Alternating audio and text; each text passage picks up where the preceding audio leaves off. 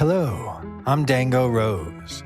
Welcome to the Mountaineer Podcast, where everybody's listening.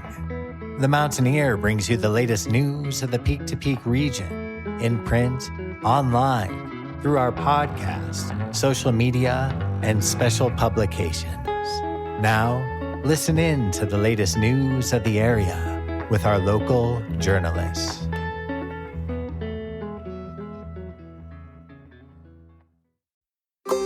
Hello, I'm Dango Rose, and this is the Mountaineer Podcast, where everybody's listening. And I'm Cynthia Davis. In this week's episode, we first speak with Amanda Godfrey. Amanda is a student at CU Boulder and shares her experiences covering the Peak to Peak as an intern with the Mountaineer newspaper. We hear this week's music mentions from Jamie Lammers, and special correspondent Maryann Rosen will share the first segment in a special 3-part series about the history of Indigenous tribes in Colorado, their lands and treatment relevant to the settlement of the state into the American Union. And for our final story, Dango interviews Bill Kopper. Bill is a longtime Colorado jazz and world musician local to the region. He reminisces about his experience with Michigan Mike and Nederland acid jazz, while keying us into his upcoming performance with an all-star band at the Ned Jazz WineFest on August 26th. But first, some news from your neighborhood. As folks enjoy the last weeks of summertime in the mountains, there will be plenty to do. You can find a full calendar of events, both in print and online at themountaineer.com. The fully loaded calendar lists both community events and government meeting times across the Peak to Peak.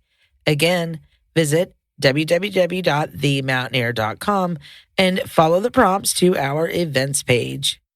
On August 1st, the powers that be and other officials began the long-awaited journey for Grandpa Brito to be transported to his new cryogenic facility. The discovery of Brito in the early 90s and subsequent change to Colorado laws regarding the storage of human remains on private property sparked what would become an international story of intrigue, leading to the birth of the once Nederland-based festival Frozen Dead Guy Days in 2002. Read a personal account of Grandpa's relocation written by journalist Christopher Kelly in this week's edition of the Mountaineer newspaper. The Peak to Peak studio tour will take place September 22nd, 23rd, and 24th this year. The tour includes both galleries and local studios of artists living and working along the Peak to Peak Highway and every community and canyon in between. Enjoy a weekend of art and changing colors across the Rockies. For information on the tour, please visit the Mountaineer website. There will also be a printed guide distributed inside the weekly newspaper and available to visitors coming up to enjoy this first annual event celebrating our talented mountain artist. This week, it's back to school for Nederland students. Folks will notice the presence of school buses stopping along the roadways as designated pickup stops. Please be aware of kids getting on and off the bus, and be sure to follow all traffic laws to ensure the safety of our children as they journey on for a higher education. Read more local news and feature stories in print and online at themountaineer.com. And that's it for this week's news briefs. If you have something to share, you can send requests for submission to info@themountaineer.com. As long as it meets our community standards, we'll be sure to include it in a future episode. Brightwood Music has been serving the Peak to Peak region and beyond since opening in 2008. The full-service music store offers new and used instruments and will even repair the ones you've got. Go ahead and check them out on Facebook at Brightwood Music. Brightwood Music is the best music store with altitude across the Peak to Peak.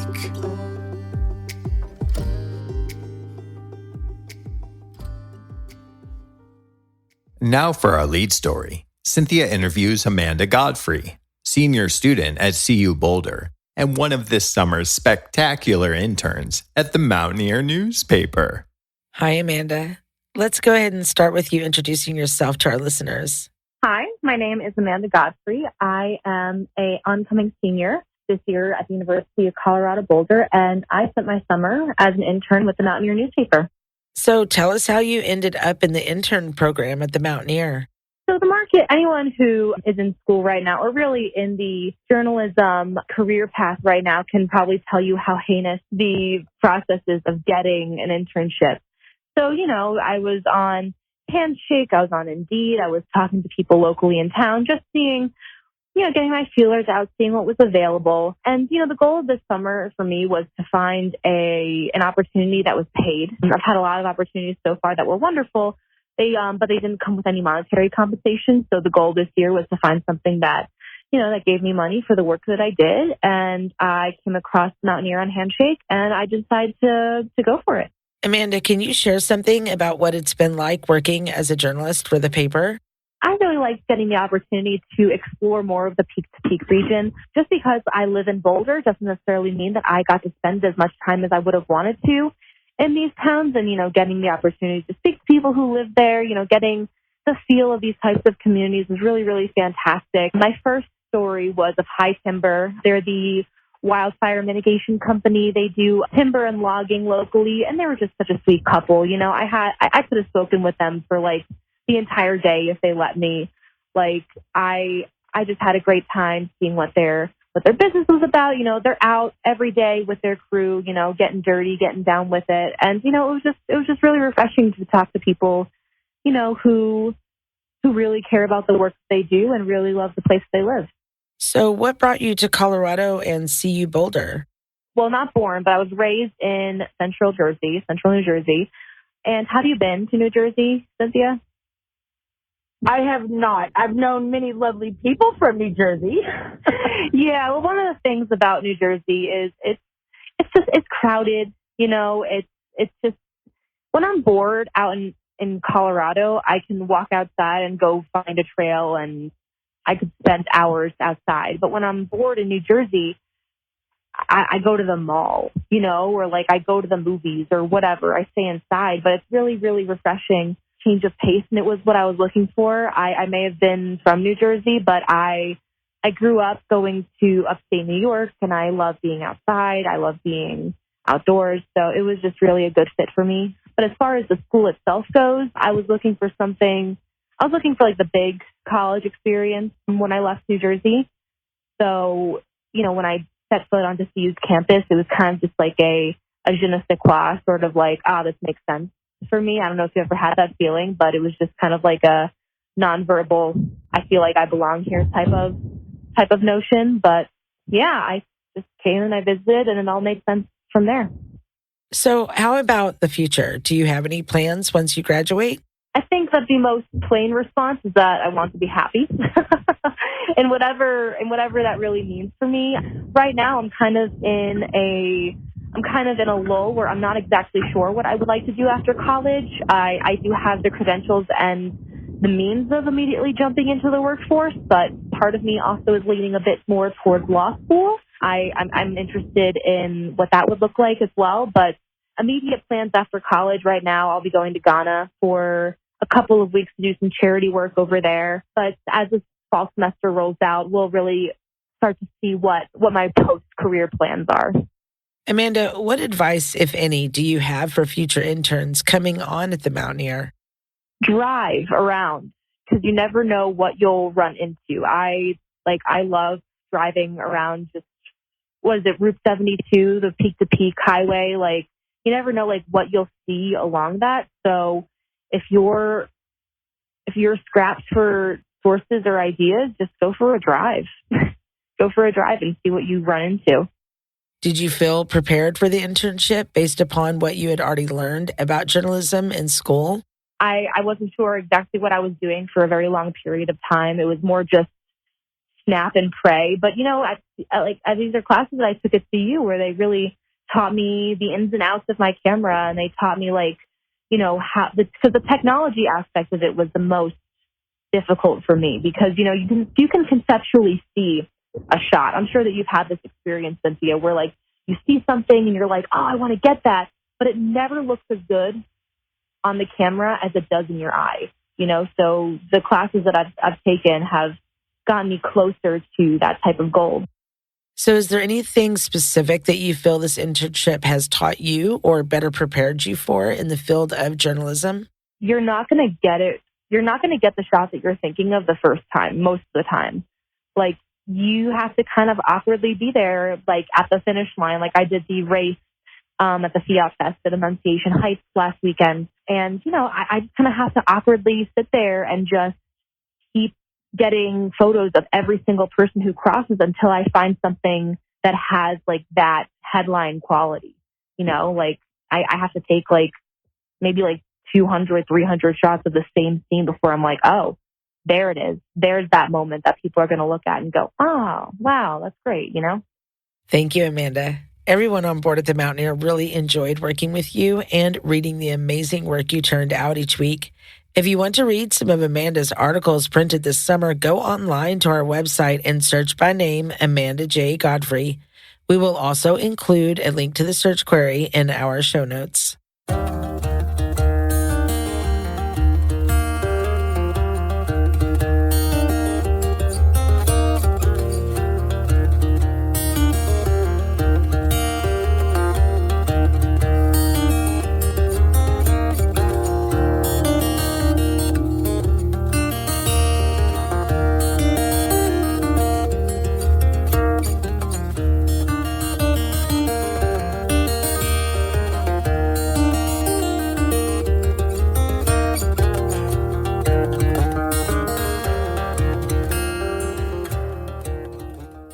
Now we go to correspondent Jamie Lammers, who will be delivering this week's Music Mentions. And now for this week's Music Mentions. Head to the Canyon Tavern located at 32138 Highway 72 in Cool Creek Canyon on Friday, August 18th at 7 p.m. to see Will Whalen performing live, and on Saturday, August 19th at 6 p.m. to see Derek Hall performing live. Head to the Gold Hill General Store located at 531 Main Street in Gold Hill on Sunday, August 20th at 3 p.m. to see Sun V Set performing live. Head to the Gold Hill Inn located at 401 Main Street in Gold Hill on Friday, August 18th at 8 p.m. to see the Dirty Grass Players performing live, and Sunday, August 20th at 5:30 p.m. to see Covenhoven performing live. Head to Howlin' Wind Brewing located at 51A Main Street in Rollinsville on Saturday, August 19th at 5 p.m. to see Gratefully Acoustic performing live. Head to the Jamestown Mercantile located at 108 Main Street in Jamestown on Wednesday, August 16th at 5 p.m. for an open mic night, on Thursday, August 17th at 7 p.m. to see Bob Barrick performing live, on Friday, August 18th at 7 p.m. to see Blue Crew performing live, and on Sunday, August 20th at 12:15 p.m. to see Matthew McDaniel performing live. Head to JKQ Barbecue located at 200 Gregory Street in Blackhawk on Friday, August 18th and Saturday, August 19th at 6 p.m. to see Boys of the Town performing live. Head to Knotted Root Brewing located at 250 North Caribou Street in Nederland on Friday, August 18th at 6 p.m. to see Flash and Ace performing live. You can also head there every Sunday at 5 p.m. to see Jazz Sundays with Black Dog and Friends. Head to the Millsite Inn located at 44365 Highway 72 in Ward on Sunday, August 18th at 6 p.m. to see the Foggy Tops Bluegrass Band performing live, and on most Sundays at 4 p.m. for an open jam. Head to the Nederland Farmers Market located at 85 East 1st Street in Nederland on Sunday, August 20th at 10:30 a.m. to see Kylie Brock performing live. And finally, head to the Very Nice Brewing Company located at 20 East Lakeview Drive, number 112 in Nederland on Thursday, August 17th at 6 p.m. to see The Gale performing live, and on Friday, August 18th at 6 p.m. to see Zazania Music performing live.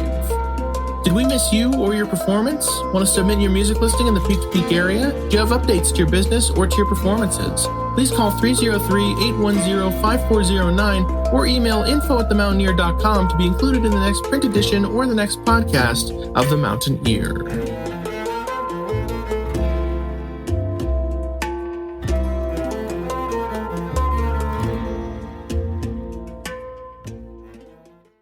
Thank you, Jamie. Now let's drop in with special correspondent Maryann Rosen, who shares the first segment of a 3-part series about the history of Indigenous tribes in Colorado, their lands, and treatment, relevant to the settlement of the state into the American Union. Colorado, like most, if not all states, has a complicated history and one that is extremely intertwined with the history of the indigenous people who lived and still live on this land. Thousands of years before the first traceable Spanish expeditions in the 17th century into what would become Colorado, long before the Manifest Destiny era of the early to mid-19th century, and pre-gold rush times, this land was inhabited and home to many American Indian tribes. Colorado's culture and population was made up of many Native American nations: Apache, Arapaho, Cheyenne, Shoshone, Comanche, and Ute families called Colorado home. I am using names commonly taught, although the tribes themselves do not necessarily refer to themselves by these names. Many of these tribes were hunter-gatherers, some were nomadic, and some farmed. The Apache Nation lived in the mountains and the plains of southern Colorado. Arapaho peoples called the base of the Rocky Mountains, the Piedmont, and Eastern Plains home, while the Cheyenne clans lived in the north. Shoshone nations resided in the Intermountain valleys in the northeast section, and Comanche tribes occupied the high plains of southeastern Colorado. Pueblo villages were located in the southwest. Ute families generally populated the northern Colorado Plateau, western Colorado, and the south and western Rocky Mountains. It is the Ute Nation that are the oldest inhabitants of current-day Colorado. The Ute and their Paleo-American ancestors have called Colorado home for at least 13,500 years, and some think it could possibly be as many as 37,000 years. Until the 1800s, the Ute controlled nearly all of Colorado west of the Continental Divide. The Utes' relationship with Colorado is connected to their creation story, and they believe that they have always been a part of the mountains and always will be. The Ute, as with many other tribes, lived harmoniously with the earth and land. They believed that the land owned them, not that they owned the land. They believed that the earth should be cared for. The Utes adapted to the land that they called home, which allowed them to prosper. They were cognizant never to overhunt or overgather to ensure future resources. As with many indigenous nations back then, tools were used to hunt, and every part of an animal was used. They only hunted what they needed. These efforts made it possible to live in Colorado for years without running out of food or items to trade. Although there were skirmishes between tribes over territory, a bigger threat to their way of life was approaching. Spanish expeditions into Colorado began in the late 17th century, with the first recorded one in 1694 when Diego de Vargas, the governor of New Mexico, followed the Rio Grande to a tributary, the Culebra Creek. Many more Spanish expeditions followed, and in 1706, Colorado was claimed for Spain by Juan de Ulibarri. The Ute way of life, as well as the way of life of many other tribes, was drastically altered when the Spanish began to colonize.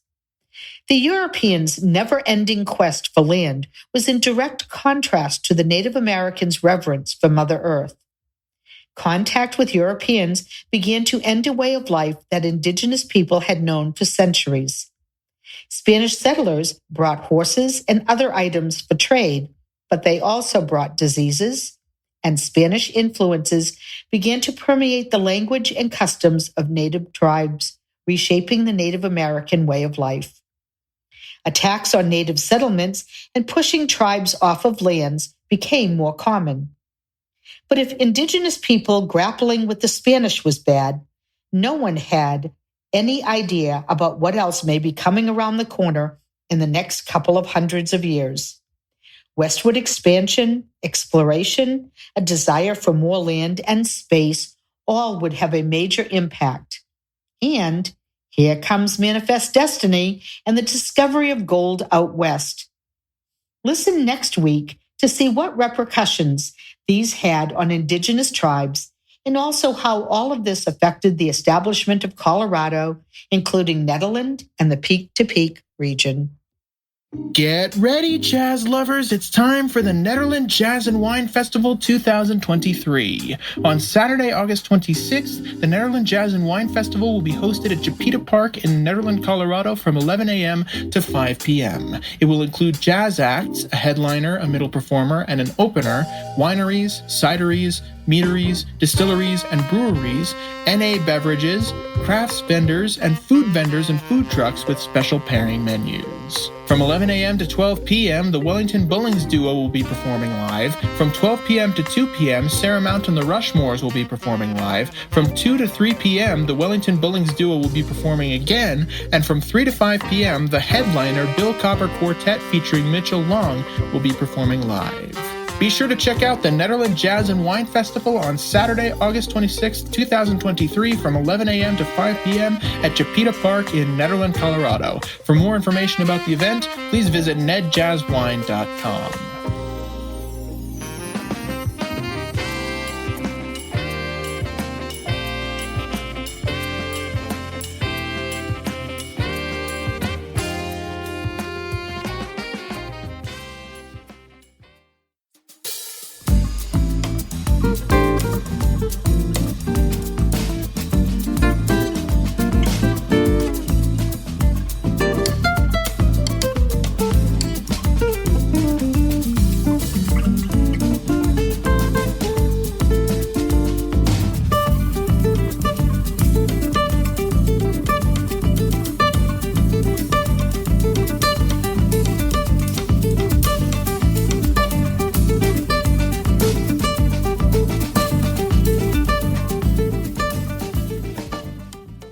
That was a piece of Journey to the Serampore by Colorado's very own Bill Kopper.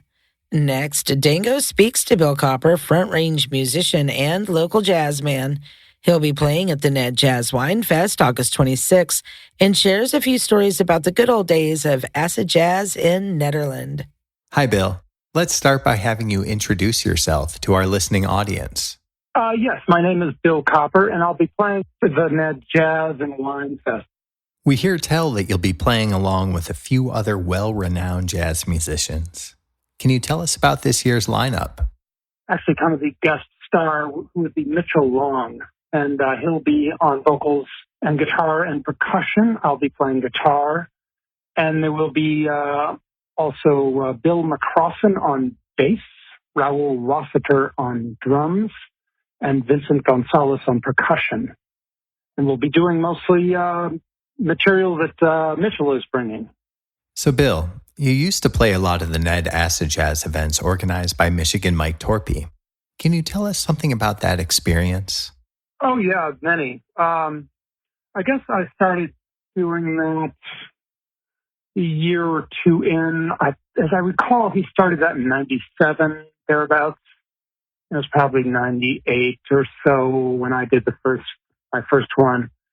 But I'd heard about them for a little while before that. And, yeah, it was a very particular time. It was, Nederland not being a huge metropolis or anything, was really open to this kind of improvised jazz thing that was not really like jazz had been played before that. I mean, you could find it here and there, but it was kind of jazz fused with funk and kind of trance, and it was, at least for my ears, it was somewhat new. I knew there was some, probably in San Francisco, I think there was a scene like that in the 80s. But again, Nederland, this town in the mountains in Colorado, was just going full bore with us, and a very appreciative audience. And it was on Monday nights, and at various places, the PI, the place that changed names many times, 2 doors down from the PI. I don't know what it's called now, but I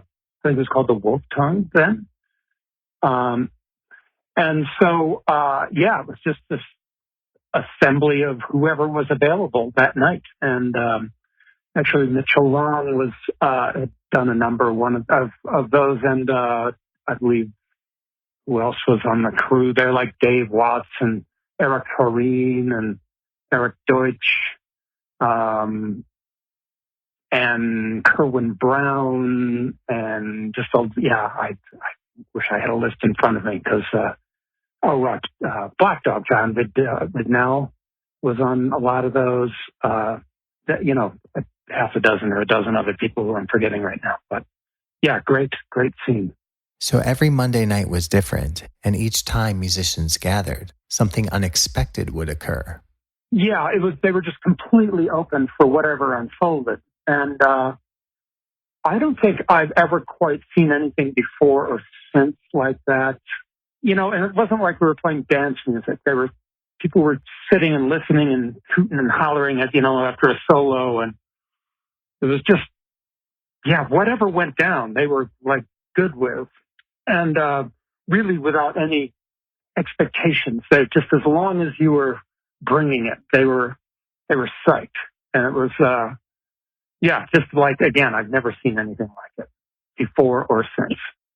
And so you believe it was the mountain community and the musical influences of the region that played a part in the popularity of the jazz shows? Yeah, and I think it certainly has a history. I mean, good God, the people who have lived up there and around there and recorded there at Caribou Ranch. So it was kind of it's just in the air there. It's, it's ever present. Also, I think the kind of Grateful Dead improvised rock and roll energy was part of it too. As I recall, Michigan Mike ran a bus, and it had some of a magic bus. I don't know what it was called, but whenever the Dead was playing at Red Rocks, I think he had this bus that he'd drive for every Dead show at the Red Rocks, and he'd take people down. So there was that energy too, just the kind of psychedelic rock thing. Switching back to your upcoming show at Ned Jazz Wine, you'll be in guitar mode, correct? Yeah, that's my main thing. I've played a number of things in my life, saxophone and keyboards and stuff, but that's kind of where I am now. It's the only thing I charge money to play, so it's kind of my main thing. But Mitchell Long, who's the guest in this ensemble, kind of is a important figure for at least Raul and I. Raul's the drummer. I don't know if you know much about Mitchell or if you've heard of him. He lived around here for some time, and I don't know of too many musicians quite of his caliber. Just like he can play anything. First of all, I mean, he's played with Stevie Wonder. He's played with at the biggest events in Brazil, playing Brazilian music, or playing in Africa with legendary African musicians. And he spent a long time on the road with this vocalist, composer by the name of Melody Gardot, who's pretty well known in Europe. And he's about to go on the road with Ricky Lee Jones. He currently lives in LA. But he's the guy back, I guess I was 18, I first met him, and that, I would say, changed my life. We're the same age, but he was just, worlds ahead of me, and still is. But now I get to play with him, and he's just a master musician. Bill, in your own words, what do you believe makes a good, versatile jazz musician? What, to me, makes a jazz guitar player is someone who's plays thematically, rhythmically, with a groove, and is able to draw people in, and people who are not necessarily jazz fans, without pandering to them. And to me, that's like the best kind of jazz playing. And what can people expect to hear and see at your set at Ned Jazz WineFest? Yeah, well, it'll be kind of, given Mitchell Long's kind of his, presence there, especially during the Michigan Mike days, it'll be a good kind of template for him to do his thing. And we'll be doing some jazz, some world music, some funk, that kind of thing. Again, it's going to have the energy, and it's going to have, if he's playing, it's got to have that rhythmic drive, and that's what's going to happen. And I'd say that's kind of the thread that brings it back to the Michigan Mike days, the acid jazz days. It was definitely something with a kind of funk or world music vibe. And that's what we're going to be bringing. And lastly, Bill, how can our listeners find out more about you, and where can we find your music online? Yeah, well, I just released a new recording on a label called Octave Records. And so that will be on my website. All my records are there. And that's Bill Kopper, Kopper, music.com. Thank you, Bill. Again, Bill Kopper will be playing on Saturday, August 26th at the Ned Jazz WineFest happening at Chipeta Park in Nederland. If you want to find out more about the festival and who else is on the bill, visit nedjazzwine.com.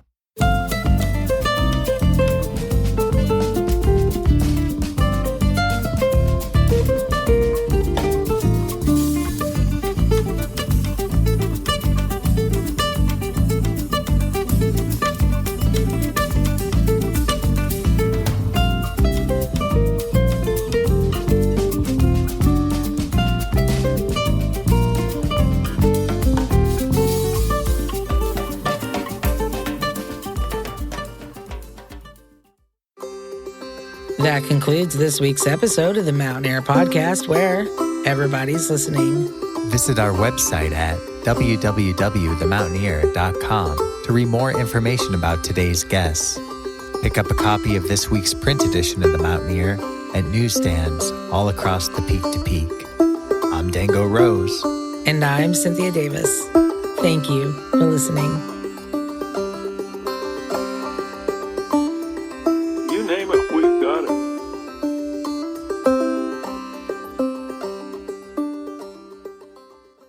You know, up here in the mountains, things are weird. And that's it for our show. Subscribe online to get more access to more news, weekly updates to our community calendar, and a link to our YouTube channel by visiting themountaineer.com. Be sure to use the coupon code PODCAST when subscribing for a 10% discount, only available to our listeners. If you are in the local peak-to-peak area, be sure to pick up a print edition of The Mountaineer at a local business. I'm Dango Rose. Thank you for listening.